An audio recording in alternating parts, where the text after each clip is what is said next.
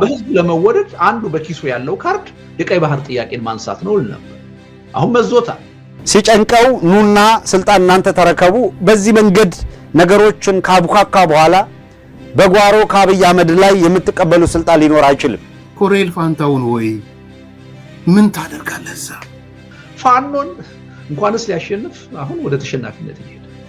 የኢሊሌ ሆቴል የስብሰባ ምጥ ለነጀዋር የሽምግልና መልእክተኛ መላክና የአቢሲኒያ ኢምፓየርን ተባብረን ንቅበር እናንተም ተተኪያችን ሁኑ የሚል እጅህን በሰላም ስጥና እነሱ ጋርም ተደራድረህ የሚፈለግብን የምትፈልገውን ኃላፊነትም ይሁን ሌሎች ነገሮች ያድርጉ። እነዚህ ሶስቱ ተባብረው ከመተባበርም አልፈው ከውጭ ኃይል ከኤርትራ መንግስት ጋር ተባብረው እንዴት አድርጎ ነው የሚያሸንፈው? የብልጽግና ፓርቲ የያዘው መንገድ አይደለም ቀርቶ የባህር በርን ጥያቄያችንን ሊያስመልስና የበለጠ ያወሳስበዋል።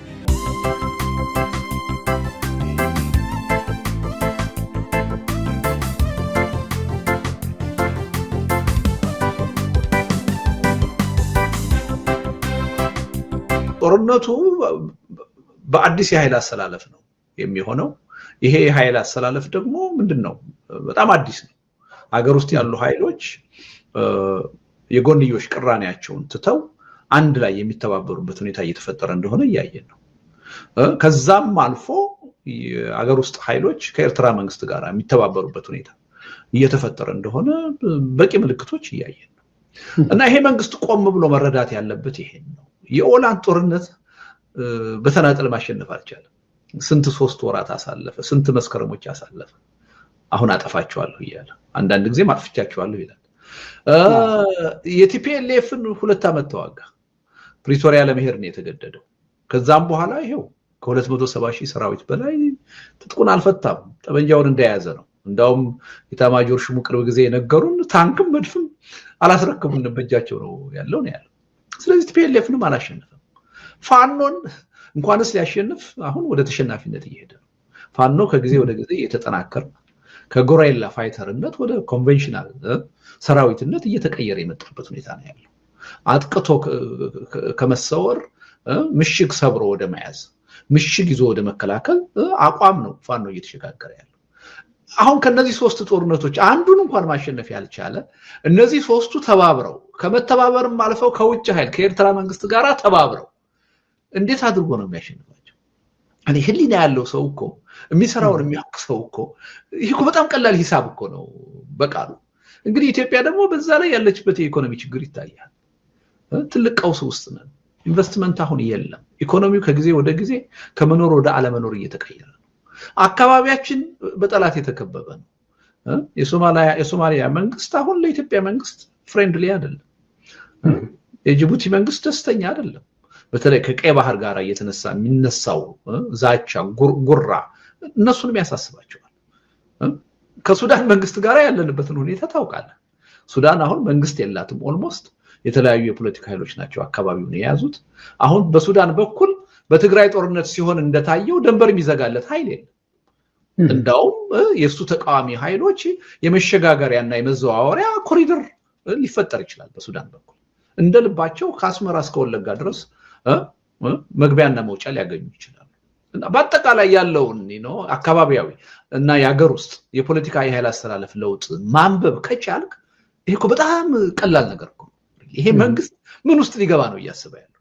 የሱ መግባት አይደለም የሚያሳዝነን አይደለ እንዴ? እሱ ምንም ለኢትዮጵያ የሚጠቅም መንግስት አይደለም። ራሱን ማጥፋት ከፈለገ እኛ ችግር የለብንም። ስልጣኔን ሌላ ከሚይዘው እናንተ ብትይዙት ይሻላል ተሰባሰቡ የሚል ማማለያ ንግግርም ነው አብይ አህመድ እያነሳ ያለው። ይሄ ነገር ያዋጣል ላዋጣም ሌላ ነገር ነው። እንደምታውቁት አብይ በፊት ለፊት የሚናገረውና በጀርባ የተለያየ ነገር ነው። ከቲፒኤልኤፍ ጋር ያኔ የምታውቁት ነው። ከጀርባ እየተደራደረ በፊት ለፊት በንፋስ ላይ የተበተኑ ዱቄት ናቸው፣ ከነዚህ ጋር ድርድር የለም፣ ለህግ ልናቀርባቸው እየሰራን ነው ምናምን የሚል እያለ ነበር ህዝብ የሚያጭበረብረው። እኛ ነበር እውነቱን የምንነግራችሁ። እዚህ ቦታ ተገናኝተዋል፣ እዚህ ቦታ ተደራድረዋል፣ ይሄንን እየሰሩ ነው፣ እንዲህ እያደረጉ ነው እያልን የምናቀርብ የነበር ነው እኛ ነን። እኛ እየወተወትንና ይሄንን እያልናችሁ እኛ እየወተወትንና አረባካችሁ አብይ ይሄ ነው እያልን የማይሰማ ነበረ። በጣም ብዙ እንደው ማጆሪቲው እየሰማል ነበር። በኋላ ነው ከራሱ ውድቀት ህዝቡ የተማረው ማለት ይቻላል። አሁንም የምንነግራችሁ ኢቭን ለኦሮሞ የፖለቲካ ኃይሎች ቅርብ ጊዜ የአህመድ አካሄድ ገብቷችሁ ይህ አካሄድ አገሪቷን ያፈርሳል፣ የኦሮሞንም ህዝብ ችግር ውስጥ የሚከት አካሄድ ነው እየሄደ ያለው፣ ፕራክቲካሊ አሁን ለኦሮሞ ህዝብ በጠላትነት ቆሞ ነው፣ ወጣቱን በገፍ አስሯል፣ የሚቃወሙትን እየፈጀ ነው፣ ለስደት እንዲዳረጉ እያደረገ ነው። ከዚያ ውስጥ የተመረጠ የተወሰነ የጀልዱ ኃይል ከጅማ የተውጣጣና የሸዋ ጀልዱ አካባቢ ያለ የተወሰነ ኃይል በኦሮሞ ህዝብ ስም ስልጣን ተቆጣጥሮ ሀብት ከሀገር እያሸሸ ስለመሆኑ ራሳቸው የኦሮሞ የፖለቲካ ኃይሎች ተረድተው እውነቱን አውቀው ምላሽ እንዲሰጡበት ሆኗል። ይሄ የምታውቁት ሀቅ ነው። እንዲህ ያለ ሁኔታ ሲፈጠር በተቻለ መጠን ፈጣን ተገቢ ምላሽ መስጠት ያስፈልጋል። የኦሮሞ የፖለቲካ ኃይሎች በየጊዜው አብይ አህመድ በሚያነሳቸው ማጭበርበሮች ሲምፕሊ ወደ ግራና ወደ ቀኝ የሚሉ ከሆነ የህዝባቸውን ዘላቂ ጥቅም ያጣሉ። የሆነ ሆኖ የህዝብ ዘላቂ ጥቅም የሚገኘው በኦሮሞ ህዝብ ስም ስልጣን ተቆጣጥሮ ከሀገር ሀብት በሚያሸሽ አካል አይደለም። ሲጨንቀው ኑና ስልጣን እናንተ ተረከቡ። በዚህ መንገድ ነገሮችን ካብኳካ በኋላ በጓሮ ከአብይ አህመድ ላይ የምትቀበሉ ስልጣን ሊኖር አይችልም። አብይ አህመድ መከላከያ የምትሉትን ደህንነት የምትሉትን ተቋም የኢኮኖሚ ተቋማትን እንደምታውቁት ብሔራዊ ባንክን፣ ንግድ ባንክን፣ ልማት ባንክን፣ ጉምሩክን፣ የኢትዮጵያ አየር መንገድን በሙሉ አሉ የሚባሉ የወጪና የገቢ ንግዶችን ተቆጣጥሮ በሁሉም መስክ ቁጥጥር ኖሮት ከህዝብ የተነሳበትን ቁጣ እና የፈጠረውን አምባገነናዊ አገዛዝ እምቢ ብሎ የተነሳ ህዝብ በጓሮ እናንተ ተሰባስባችሁ ከአብይ አህመድ ጋር ውል ስለፈጸማችሁ ይፈቅድላችኋል ማለት አይደለም። ስለዚህ ኢትዮጵያ ውስጥ መሰረታዊ ስር ነቀል ለውጥ እስከሚመጣ ድረስ ከአብይ አህመድ የሚመጣ ማናቸውንም ነገር ባለመቀበል በአቋም መጽናትና ይህንን ስርዓት ታግሎ አስወግዶ ለኢትዮጵያውያን በኩልነት ለኢትዮጵያውያን በሙሉ በሰላም የሚኖርበት ንጹህ አየር የሚተነፍሱበት ሁኔታ መፍጠር ያስፈልጋል። አሁን የተፈጠረው አናርኪዝም የመንግስት መዋቅሩ የመንግስት የሚባል አፓራተሱ ራሱ የመንግስት መዋቅር የሚባለው አካል የገባበት ስምሪት፣ ዘረፋ፣ የፈጸማቸው ወንጀሎች በዓለም አቀፍ መድረክ ዓለም አቀፋዊ ህግ ሆነው የወጡ የጦር ወንጀሎችን የፈጸመ በሰብአዊነት ላይ የሚፈጸም ወንጀል የፈጸመ አሁንም እየፈጸመ ያለ በአማራ ህዝብ ላይ ድሮን እያዘነበ ያለ ህዝብን እንደ ህዝብ ፈርጆ በጠላትነት እያሳደደ ያለ ይህ አገዛዝ ስልጣኑ ቅርቃር ውስጥ መግባቱን ሲረዳ ስልጣኔ ፈተና ውስጥ ገብቷልና ኑ ግዴላችሁም የሚለው ጥሪ በማንኛውም መመዘኛ የኦሮሞን ህዝብ ጥቅም ሊያስከብር የሚችል አይደለም። ይሄ እንቅስቃሴ በተወሰነ ደረጃ ይሳካልኛል ብሎ ካሰበ ከኦሮሞ ህዝብ በኩል እየተነሳ ያለውን ቁጣ ሊያለሳልስና ሊያረግብልኝ ይችላል በሚል የሚያደርገው ሙከራ ነው። ይሄ ስርዓት አደገኛ ነው። አደገኛ ስርዓት ደግሞ መለወጥ መወገድ አለበት። የሚመጣው ስርዓት በእኩልነት ላይ የተመሰረተ መሆን አለበት የሚል ጥያቄ ከሆነ ያን የእኩልነት ስርዓት እንዲመጣ መታገል ብቻ ነው አማራጩ። ተከታታይ ወታደራዊና ፖለቲካዊ ስብሰባዎች የጭንቀቱን ጥግ የስጋቱን ልክና የምጡን የመጨረሻ መጀመሪያ አመላካች ተደርጎ ሊወሰዱ የሚችሉ ናቸው። የኦህዴድ ብልጽግና ወታደራዊ መሪዎች በጋራ ወታደራዊና ፖለቲካዊ መፍትሄ ያሉትን እያነሱ በጣሉበት መድረክ ላይ በጫካ ያሉ የኦሮሞ ታጣቂዎችና በውጭ ያሉ የኦሮሞ የፖለቲካ ኃይሎችን በማምጣት ስልጣንን መታደግ አማራጭ የሌለው ጉዳይ ነው በሚል ነው ሲመክሩ የዋሉት። በዚህ ጉዳይ ላይ እንግዲህ ስምምነት ላይ ደርሰዋል የሚያሰኘው ከወታደራዊ ኃይሉም ከባለ ሀብቱም ከሃይማኖት ሰዎች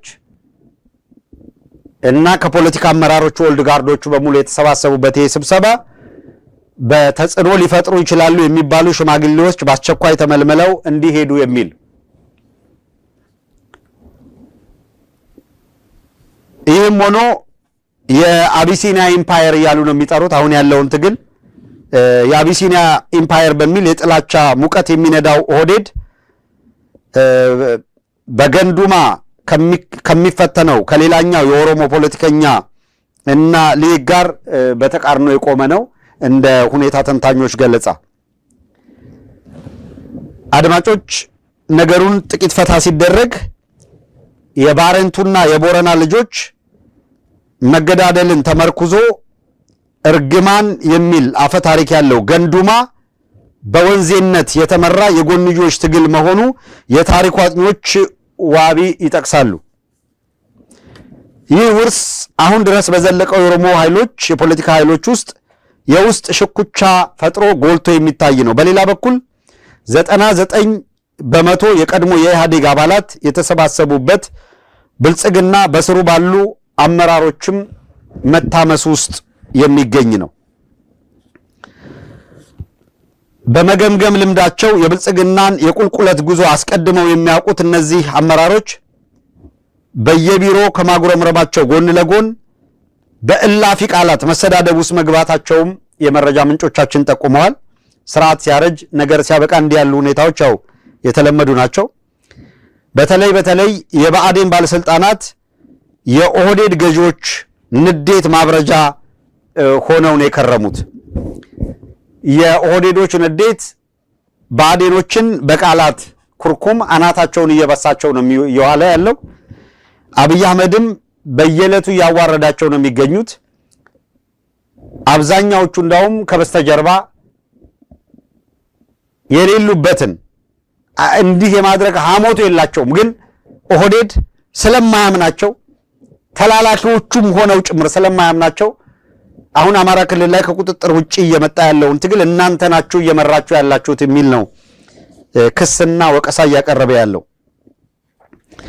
የኢሊሌ ሆቴል የስብሰባ ምጥ ለነጀዋር የሽምግልና መልእክተኛ መላክና የአቢሲኒያ ኢምፓየርን ተባብረን ንቅበር እናንተም ተተኪያችን ሁኑ የሚል ይዘት ያለው ነው። እነጀዋር ይሄንን ተልኮ ይሄንን ሽምግልና ይቀበላሉ አይቀበሉም፣ ቀጣዩ ስቴፕ ምን ይሆናል የሚለው የምንከታተለው እንደተጠበቀው ነው። ሽምግልናውን ቢቀበሉት ባይቀበሉት የሚያመጣ ፋይዳ ምንድነው? እንኳን እነጀዋርን ከዲያስፖራ እነ ጃልማሮን ከጫካ እነ መረራ ጉዲናም በተቋሚነት ከቆሙበት ቀጠና እነ ዳውድ ኢብሳን ከከተማ ኩራፊነት ምድብ በማሰባሰብ ኦህዴድ የፈለገውን ያክል አሁን በጀመረው መንገድ ቢሰራ ይሄን ኃይል አሰባስቦ አክቹዋል አሁን ያለውን የትግል ሂደት መለወጥ ይቻላል ወይ ነው ጥያቄው። that's impossible. the only thing ኦህዴድ ሊያደርግ ሊሆን የማይችል ግን ሊሞክረው የሚችለው ነገር ቢኖር አሁን ባለው ሁኔታ በሁሉም መስክ እየተደረገ ያለው ትግል ቀጥሎ ስልጣኑ እያበቃለት መሆኑን ከተረዳ የፌደራሉን ስልጣን ተቆናጦ በግድ ገዛቸዋለሁ እንደማይችል ይህንን ያውቀዋል። እጁ ላይ መከላከያ ደህንነት የሚባለው ተቋም እየፈረሰ እንደሆነ ያውቀዋል። ስለዚህ to the maximum ሊሆን የሚችለው እነዚህን ኃይሎች በማሰባሰብ ሂደት ውስጥ at the end of the day አብይ አህመድ ሊያደርግ የሚችለው በርካታ ፖሲብል ሴናሪዎችን ማስቀመጥ ይቻላል። አንዱና ሰሞኑን የጀመረው እንደምታውቁት አልቆልኛል ብሎ ሲያስብ የሃይማኖት ግጭት ወይም ቀውስ እንዲነሳ ማድረግ ነው። በዚህ ሂደት ውስጥ ከባድ የሆነ የሲቪሊያን እልቂት እንዲፈጠር ሊያደርግ ይችላል። ይሄ በትግራይ ያደረገውን ማለት ነው መልሶ የሚያደርገው። በነገራችን ላይ እንደዚህ ያለው ከባድ የሲቪሊያን እልቂት ብዙ ሰው የሚጠብቀው አማራ ክልል ላይ ብቻ ነው። ነገር ግን የነ አብይ ዕቅድ ከአማራ ክልል ባልተናነሰ ወይም ምናልባትም ከዚያ ከፍ ባለ የሲቪሊያን እልቂት ኦሮሚያ ላይ እንዲፈጠር ሊያደርጉ የሚችሉበት ፖሲብል ሴናሪዮ አለ። ስልጣን ከእጃችን ወጥቷል የሚል ድምዳሜ ላይ ከደረሱ አሁን እነ ጀዋርን ሌሎቹንም እናሰባሰብ የሚሉት እነዚህ ኃይሎች ትግሉ ወደ መሃል ገፍቶ በመጣ ጊዜ የሲቪሊያን ካዡዋሊቲ የሲቪሊያን እልቂት እንዲፈጠር በማድረግ እንደምታስታውሱት ትግሉ ትንሽ ገፋ አድርጎ ነገሮች አስቸጋሪ ሲሆኑ ቲፒኤልኤፍ በመጨረሻው ሰዓት ላይ የዲፋክቶ ስቴት አጀንዳ ነበር ይዞ ብቅ ያለው። ዲፋክቶ ስቴት ነን፣ ከኢትዮጵያ ተነጥለናል፣ የኢትዮጵያ አካል አይደለንም ወደሚል ሂደው ነበር። በዓለም አቀፉ መንግስታት ነገሩ የተወገዘና ተቀባይነት ያጣ በመሆኑ እምብዛም የአጀንዳ ሊገፋ አልቻለም። አንዱ ምክንያት ነበረ። ሁለተኛውና መሰረታዊው ግን ራሱ የትግራይ ህዝብ ለዲፋክቶ ስቴት አጀንዳው ምቹ አልነበረም። ስለዚህ የትግራይን ህዝብ ከኢትዮጵያዊነቱ መነጠል የሚያስችልና በዲፋክቶ ስቴት አጀንዳ ውስጥ ማስገባት ከባድ ነበር የነበረው። አሁን ኦህዴድ በሚያደርገው ሙከራ የመጨረሻ አጀንዳ ካርታ አድርጎ የሚመዘው የሃይማኖት ግጭት ይፈጠራል፣ የሲቪሊያን ግጭት ይፈጠራል። እነዚህ አይነት ነገር ካደረገ በኋላ ኦሮሚያ ውስጥ የሲቪሊያን ላይ ያነጣጠረ እልቂቶች እንዲፈጸሙ፣ ጦርነቶች እዛ ቀጠና ላይ እንዲካሄዱ በማድረግ በስተመጨረሻ ላይ የዲፋክቶ ስቴት የሀገር ሁነናል እወጃ ውስጥ ሊገባ የሚችልበት ሴናሪዮ ግልጽ ሆኖ እየመጣ ነው። በዚህ ረገድ ይህን ለማሳካት ይጠቅመናል ብለው ያስቡት በትግራይ በኩል አሁንም ተገፍቶ ነገ ጠዋት እነሱም የዲፋክቶ ስቴትነት ጥያቄ እንዲያነሱ አሁን ድንጋጤ የፈጠረባቸው ከኤርትራ ጋር የህወሓት ኃይሎች ጽምዶ መፍጠር፣ የጽምዶ አጀንዳ ፊት ለፊት መምጣት፣ በአማራና በትግራይ መካከል በጣም የጓነ የጠላትነት ስሜት ይፈጠራል ብለው ያቀዱት ከሽፎ የመተባበር ስሜት እንደ ህዝብ አንደኛው ሌላኛውን የመጠበቅ ከጥላቻ መወራወርና የእርስ በርስ ሽኩቻ ቢያንስ የመውጣት ፕራክቲካል በወታደራዊ እንቅስቃሴ ወይም በኢኮኖሚ ወይም በሌላ የመጣመርና የመተባበር ፕራክቲካል የሆነ ነገር ባይታይም እንኳን ቢያንስ በፕሮፓጋንዳ ረገድ በሁለቱ ህዝብ መካከል ኦህዴድ የሚያስበው አይነት የጥላቻ ፕሮፓጋንዳና አጀንዳ ከሚዲያው በሙሉ እንዲቀር ተደርጓል። ከዚህ ባሻገር በትግራይ በኩል ያሉ አንዳንድ ኤሊቶች ሙሉ በሙሉ ማለት ባይቻልም በአማራ ህዝብ ላይ አገዛዙ እየፈጸመ ያለውን በደል አውግዘው አላያንስ ማሳየታቸው፣ እንዲሁም በተመሳሳይ ሁኔታ በአማራው በኩል ያሉ በትግራይ ላይ ጦርነት አብይ አህመድ የሚከፍት እንደሆነ የአማራ ህዝብ በፍጹም እንዲህ ባሉ ነገሮች ላይ አይሳተፍም የሚል አቋም መያዛቸው፣ አብይ አህመድ ወደ ኤርትራ አደርጋለሁ የሚለውን ዘመቻ በተሟላ ሁኔታ አብይ አህመድ ወደ ኤርትራ የተጓዘ እንደሆነ ቀይ ባህር ገብቶ ይሰጥማታል፣ እንደ ፈሮን እዛው ያበቃለታል እንጂ ቀሪ የኢትዮጵያ ህዝብ ወደ ኤርትራ የሚጓዝበትና የሚዋጋበት ሪዝን የለም የሚል ድምዳሜ ላይ መደረሱ አገዛዙን ጭንቅ ውስጥ ከቶት ነው ኢሊሌ ሆቴል ኦልድ ጋርዶቹ ለስብሰባ የተቀመጡት። ኮሎኔል ፋንታሁን ማላይ ቆመሽ ማንን ታሚያለሽ ነው የምላችሁ። እናንተም ባንዳዎች ናችሁ። ይሄን አምናችሁ ተቀበሉ፣ ገምግሙ። እናንተም ቅጥረኞች ናችሁ። እናንተም ኢትዮጵያንም የአማራን ህዝብም ክዳችኋል። ኮሎኔል ፋንታሁን ይሄን በደንብ ቁጭ ብለህ መርምረው፣ በደንብ መርምሩት።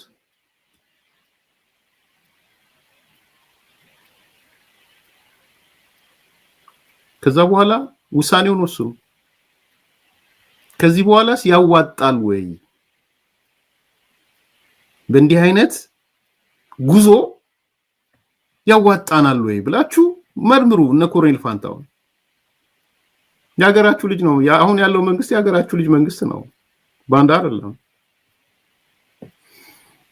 የአማራ ክልል መንግስት አስተዳደሮች ኮሎኔል ፋንታሁን ካንተ ጋር የነበሩ ናቸው። የቅርብ ጓደኞች ናቸው አንዳንዶቹ። ኮሎኔል ፋንታሁን ሟባ ባይዘው ጎበዝ ወታደር ነው ባለኝ መረጃ። ልዩ ኃይል ውስጥም የነበረ ነው። ከዛ በፊት ኢትዮጵያ መከላከያ ውስጥ የነበረ ነው። ጓደኞቹንም አውቃቸዋለሁ። የሱ ጓደኞች የተባረሩም አሉ ብርጫ 97 ጋር ትንሽ ቆም ብሎ ማሰቢያ ሰዓት ይመስለኛል። ኮሎኔል ፋንታሁን እስቲ መርምረው። ይሄ ሞዋተዋዶ የሚባለውን እስቲ ላኩለት መጽሐፉን፣ ያ አንብበው። በእውነት ካንተ መርህ ጋር ይሄዳል። ሞዋተዋዶ አፋውድ ውስጥ የለም። ይሄ እየጠቆምኩ ነው እኔ። አስኳሉ በአፋድ ውስጥ ያለው አስኳል ሞዋተዋዶ ነው። እንደው እስቲ ፈተሽ አርግ፣ በደንብ ተመልከት፣ ዙሪያህን ተመልከታቸው። ስለዚህ እስቲ ዝም ብለህ እያንዳንዱን በተኖች ነካካና ሞዋተዋዶ ውስጣችሁ ነው ያለው። ሟተዋዶ ኖሮ ደግሞ የሃይማኖት እኩልነት የሚባል ወይም ከሃይማኖት ውጪ ነን ልትሉ አትችሉም። ሟተዋዶ ግልጹ ነው። ምን መሰላችሁ የገመገሙት? እኔ በዲቴል ስለማውቀው ነው። በነገራችን ኦርቶዶክስ ምናምን ወይ የአማራ የኦርቶዶክስ ተጠቃት ምናምን ብለን የምንመጣ አዋጣም። ከዛ ይልቅ የሚያዋጣን በአማራ ውስጥ ብንሸሸግ ነው ብለው ኦርቶዶክስ ማለት አማራ ነው፣ አማራ ማለት ኦርቶዶክስ ብለው ነው የወጡት። በነገራችን አማራ ዴፊኒሽናቸው ሌላ ነው። አዲስ ኮምፓሶች ክሊር እንድትሆኑ የሞዓ ተዋህዶ የአማራ ትርጓሜ ከዚህ በፊት ዲቴል ተነጋግረናል። ይሄ ሊትራሊ አማራ የምትሉት ማህበራዊ ማንነት አይደለም። ለምሳሌ ፋንታው ዋቄ አማራ ነው ወይ ብትሉት አዎ ነው የሚለው መብቱ ቢሆንም የግለሰብ ነው ማንነት መብቱ አይደለም እያልኩ አይደለም፣ መብቱ ነው። ብትጠይቁት ፋንታው ዋቄ አዎ አማራ ነኝ የሚሏችሁ። እኔ እንዳልኩት መብት ነው፣ ማንነት የግል ስለሆነ። ግን የዳችሁ ደግሞ አስረስም ብትጠይቁት ፋንታውን ዋቄ አማራ ነው ወይ ብትሉት ገመድ ገዝቶ ቢንጠለጠል ይመርጣል። ለምንድነው ገመድ ገዝቶ የሚንጠለጠለው? ቢኮዝ እሱ አማራ የሚያስበው ፕራይሞርዲያል ነው ብሎ ነው የሚያስበው። እንደውም የደም ጥራት የሚሉት ነገር አላቸው። በአባትም በእናትም የአማራ ማንነት የሚሉት አላቸው። እንትን ራሱ ወንጀል ነው። ምንድነው? ከአንደኛው አማራ አንደኛው ኦሮሞ፣ አንደኛው አማራ አንደኛው ተጋሩ፣ አንደኛው አማራ አንደኛው ሌላ ቢሆን እንኳን ሀፍካስት ነው የሚሉት። ታውቃላችሁ? ሀፍካስት ወንጀል ነው በአማራ ብሔርተኝነት ውስጥ። እስከ ቅድመ አያታችሁ ነው የሚሄዱት። አራርሳ አፍራሳ ምናምን እያሉ እስከ ቅድመ አያት ሄደው የአፍራሳ ልጅ የአራርሳ ልጅ ነው የሚሏችሁ። ወንጀል ነው እሱ።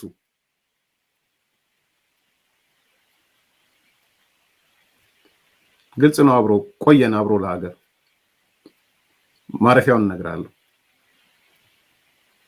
ስለዚህ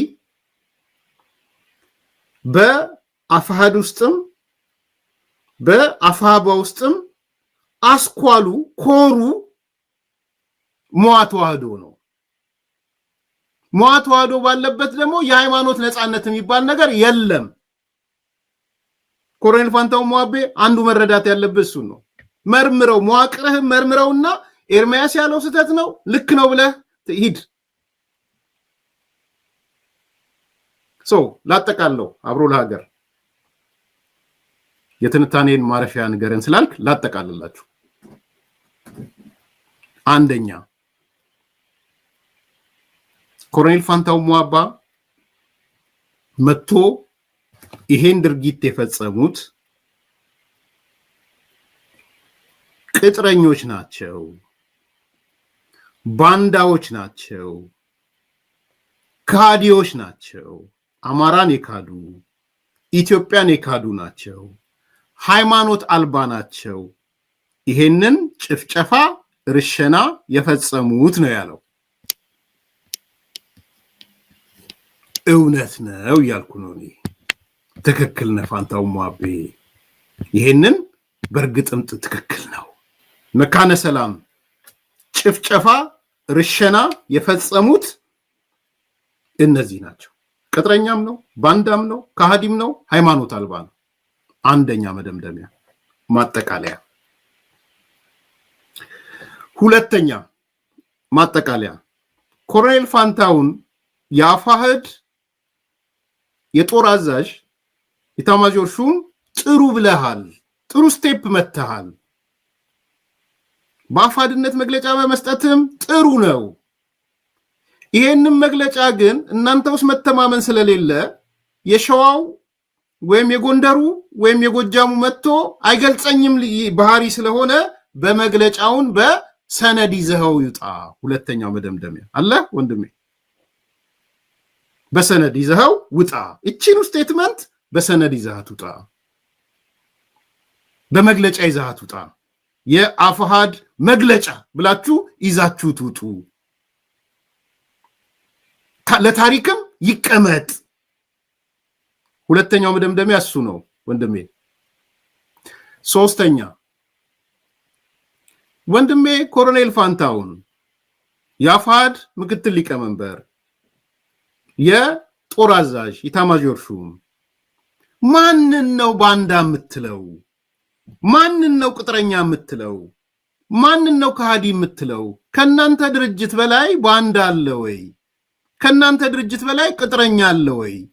ከናንተ ድርጅት በላይ ከሃዲ አለ ወይ? መርምሩ እሱን። እንዲህ ተብለናል። ባንዳ እኮ እናንተም ባንዳ ናችሁ፣ እናንተም ቅጥረኛ ናችሁ፣ እናንተም እንዲህ ናችሁ ብለውናል። ነን እንዴ ብላችሁ መርምሩ።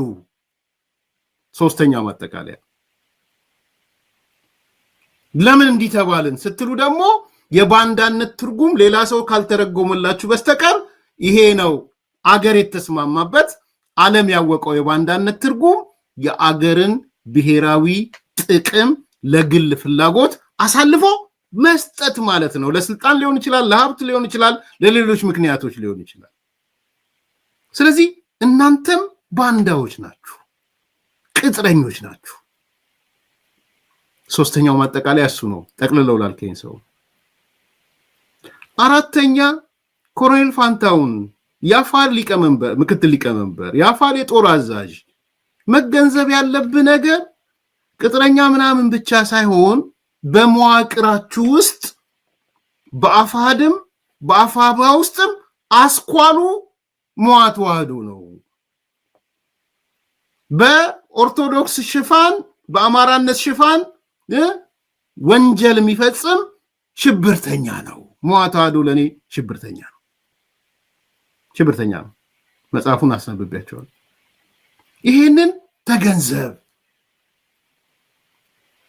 ይሄን ነው አራተኛ ያነሳሁት። አምስተኛና የመጨረሻ ነጥቤ ኮሎኔል ፋንታውን ወይ ምን ታደርጋለህ እዛ? አንተ ማለት ልምድ ያለህ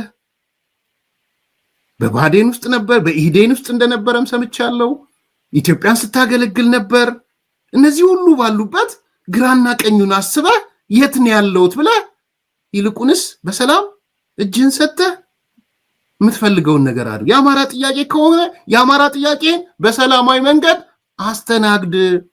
ባህር ዳር ያሉት ወንድሞች ናቸው፣ ወሎ ያሉት ወንድሞች ናቸው፣ ጎንደር ያሉት ወንድሞች ናቸው። ስለዚህ እጅህን በሰላም ስጥና እነሱ ጋርም ተደራድረህ የሚፈለግብን የምትፈልገውን ኃላፊነትም ይሁን ሌሎች ነገሮች ያድርጉ። ምን ያህል ግልብ መንግስት እንደሆነ የሚሰራውን የማያውቅ መንግስት እንደሆነ የዲፕሎማሲ ሀሁ ያልቆጠረ መንግስት እንደሆነ ጦርነት ወዳድ ቢሆንም ጦርነትን ደግሞ እንዴት ማሸነፍ እንደሚቻል ምንም ግንዛቤ የሌለው መንግስት እንደሆነ የሚያሳይ ነው። አሁን የኢትዮጵያ መንግስት ባለበት ሁኔታ ባለበት ውጥረት በምንም ተአምር የቀይ ባህርን ጉዳይ ትልቅ አጀንዳ አድርጎ ይዞ መምጣት አልነበረበትም። አጀንዳ ማድረጉ ብቻ አይደለም፣ እንዲህ አይነቱን ጥቅም በጦርነት በኃይል አስፈጽማለሁ ብሎ እንኳንስ አሁን ኢትዮጵያ እነ ቻይና እና አሜሪካ በጉልበት በኃይል እንዲህ አይነት ነገር ለማስፈጸም ቀላል ነገር አይደለም። እስራኤል በዓለም ላይ ትልቅ ተጽዕኖ ያላት ሀገር ነች አይደል እንዴ? ጋዛ ላይ የምትፈጽመው ነገር እኮ አሁን ትልቅ ችግር ገጠመው አይደል እንዴ? በጣም ታዋቂ የምንላቸው ቀድሞ የእስራኤል ወዳጅ የነበሩ ሀገሮች ሁሉ እኮ አሁን የጋዛን ጉዳይ እኮ በተለየ አይን እያዩት እኮ ነው አይደል? እውቅና እየሰጡ ነው ለፓለስታይን። ስለዚህ ይሄ መንግስት አካባቢውንም ውስጣዊ ሁኔታውንም ዓለም አቀፋዊ ሁኔታውንም ማንበብ የሚችል አይደለም። ምንም የዲፕሎማሲ ክሉ ያለው መንግስት አይደለም። ይሄን ነው በተጨባጭ የሚያሳየው። በአሁኑ ወቅት የባህር በር ጥያቄ አንስተን እንኳንስ በጦርነት በሰላም ማስመለስ የምንችልበት ሁኔታ ላይ አይደለም።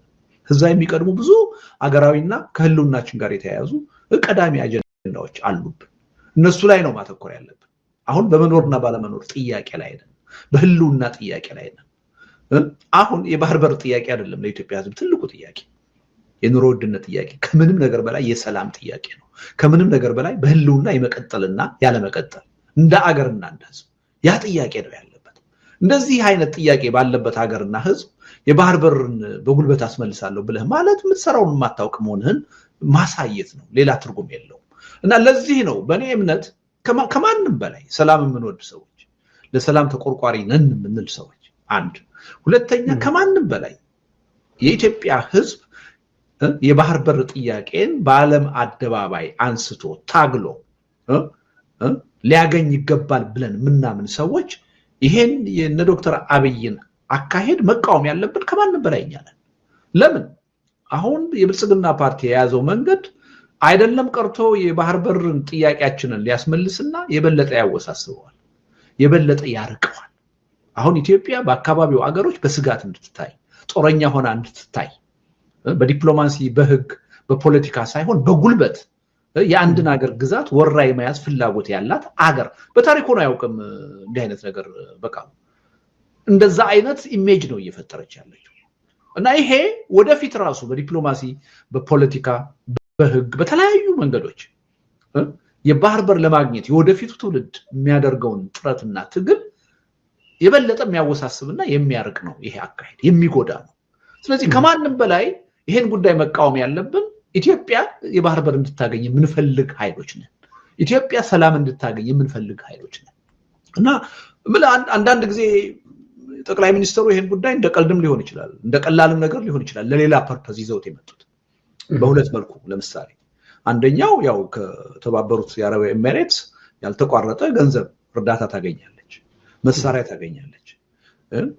ያቺ ሀገር ለኢትዮጵያ መንግስት ይሄን ገንዘብና መሳሪያ እየሰጠች ያለችው ለጽድቅ አይደለም። ምናልባት የቀይ ባህር ኃይል ሊሆኑ ይችላሉ። ያኔ በጂኦፖለቲክስ የምጠቀመው ነገር ይኖራል የሚል እምነት ስላላት። ስለዚህ ጠቅላይ ሚኒስትሩ ያው ያቺ የገንዘብ እርዳታ እንዳትቆም፣ የመሳሪያ እርዳታ እንዳትቆም ይሄን ጉዳይ አጀንዳ አድርገው ማቆየት ሊፈልጉ ይችላሉ።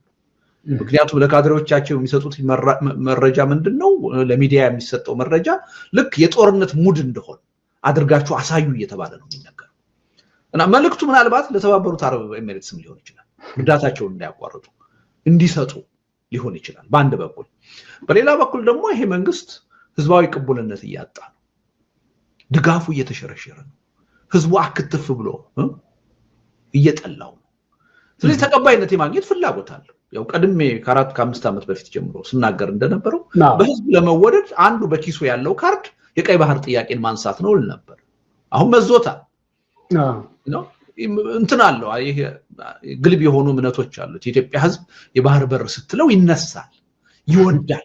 ይሄን በማንሳት የኢትዮጵያን ህዝብ ድጋፍ ማግኘት ይችላል ብሎም ካልኩሌት ያደርግ ይችላል። ለነዚህም ብሎም ሊሆን ይችላል ያመጣው ሰውዬ።